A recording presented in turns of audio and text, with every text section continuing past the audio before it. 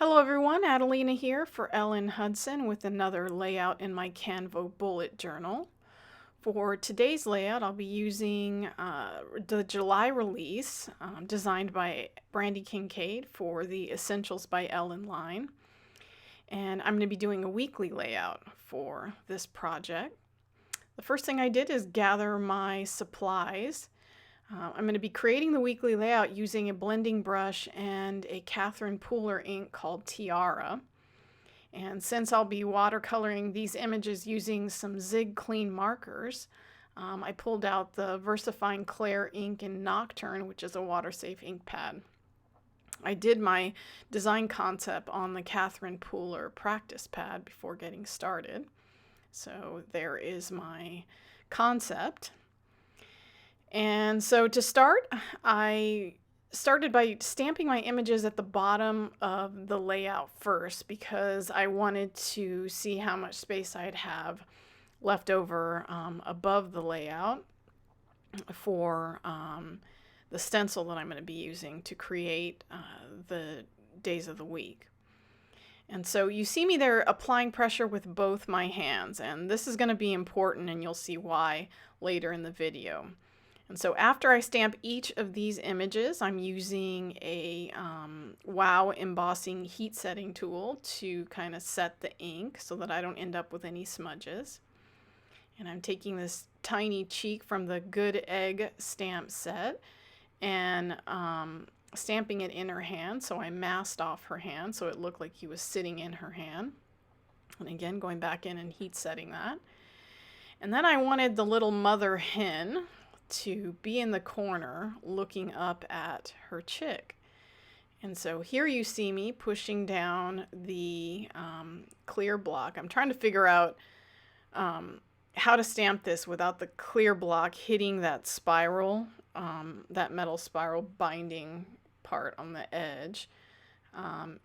And here is where I went wrong. So what I should have done is, and you see me going back to think, okay, maybe I can restamp it. Don't ever do that. It's not going to work unless you've got a MISTI. And I can't use my MISTI with this layout. So I should have applied pressure with both my hands. So I pulled out a fine line Sharpie marker and went in and resketched over some of the lines. And since the Sharpie markers are permanent, they won't smear when I paint it with watercolors. So then I stamped this rooster. I guess that's a rooster, right? Right in the middle with his hands on his hips. And this punny sentiment, what the cluck. And I wanted the sentiment to be a thought bubble from that hen. So I went back and pulled out my Sharpie marker and decided to create my own thought bubble above her head. So I just quickly sketched a little thought bubble around the sentiment and kind of did some tiny little bubbles directing it as though it's what she's thinking. So I thought that was kind of fun. The next thing I did is pull out the stencil I created using some clear plastic and the rectangle die from the parcel box die by Ellen Hutson. And I'm just kind of placing that in my layout. And what I'm going to do is first I'm going to secure it. Then I'm going to go in and start stenciling it. But I'm not going to go all the way to the bottom. Now, the reason I created the stencil is because I could, in a layout that wasn't as full as this one with the images below, use that entire rectangle. But for this particular layout, I'm just blending and stenciling the top portion of it. And I apologize. I have the shakiest table ever. It's not very sturdy. So I'm sorry if looking at this makes you dizzy. So there I've created the 6 boxes for the days of the week. And for weekly layouts, you can create 6 boxes instead of 7. And what I typically do when I do a layout of 6 is do the weekdays, and then just for that final box, I just write weekend above it. And this happens to be a week where my weekend is going to be light, so I didn't need a ton of room for writing out Saturday and Sunday.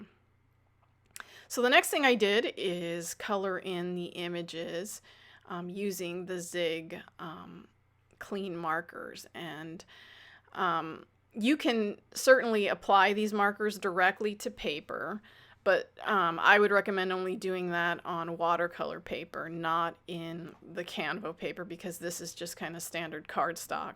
And so it's not going to take the markers and allow you to blend like you'd be able to do when you're using a watercolor paper.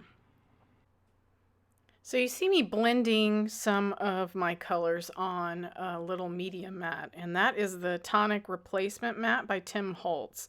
So I don't own the glass media mat that this goes on, but I like this tiny little mat to use as a palette for blending colors from these Clean Zig markers.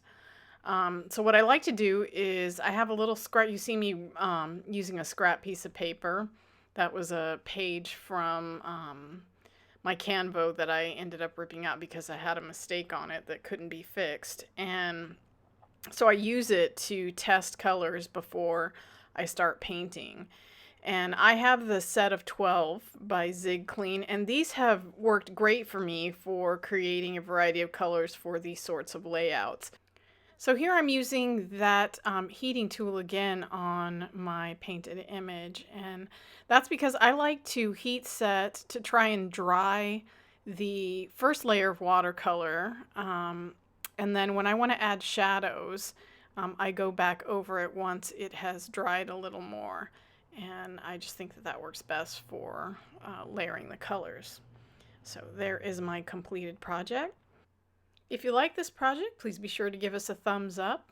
The supplies I used and the link to this blog post will be listed in the description below. Thanks for stopping by today. Have a great day.